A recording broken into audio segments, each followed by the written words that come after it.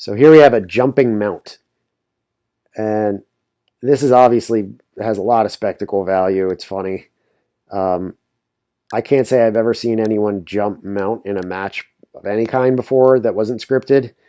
Um, but interestingly enough, there's an old vintage I think it's a Spalding's Jiu-Jitsu textbook from late 1800s, early 1900s that basically shows someone jumping guard, but more so in a way where the guy's falling down, implying like that you could do this, that you could basically jumping mount on someone, but the guy's also choking as he does it. So he does like a jumping mount to a choke. And here it's just jumping mount. And the only reason this really seems to work in this case is because he's rappelling off the ropes.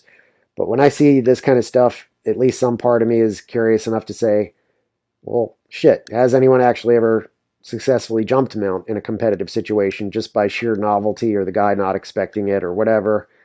And I get very curious about that kind of stuff. I mean, I've certainly seen people jump guard violently in a way that was destructive for the other person, like it broke their knee because they were at a weird angle or whatever, and that's all dangerous as hell.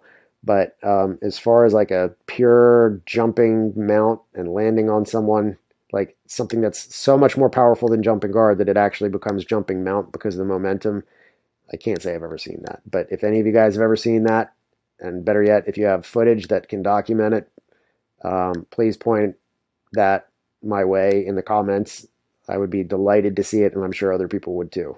But in the meantime, I will suspend a lot of doubt and say, oh, that seems so unlikely.